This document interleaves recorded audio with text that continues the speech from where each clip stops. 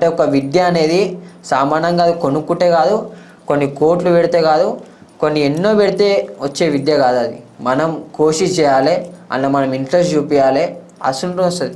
పైసలు పెడితే వచ్చేస్తా అంటే ప్రతి ఒక్కరు విద్యకు పైసలు పెట్టవచ్చు, కానీ అట్లా రాదు. కానీ నా గురువు నాకు అడుగు అడుగున ఒక్కొక్క స్టెప్ నుంచి ఇది ఇది ఇది అని స్టెప్ బై స్టెప్ నాకు నేర్పించిండు. ఇవాళ అన్నిట్లా నేను ఇవాళ మా బస్సులో కూడా కట్టెలు తలవాళ్ళు తిప్పుతాడు అంటే లకన్ మస్తు తిప్పుతాడు.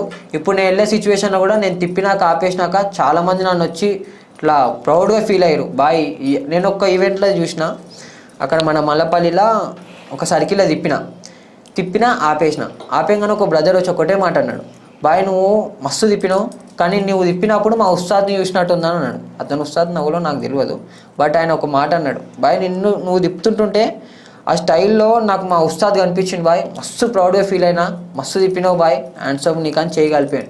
చాలామంది అట్లా వచ్చి గల్లెలు మిలాన్స్ వెళ్ళిపోయి ఉన్నారు. అట్లా నాకు మస్తు సంతోషం అనిపిస్తుంది. అంటే అరే విద్య గొప్పతనం మా గురువు నేర్పించిన గొప్పతనం అన్న.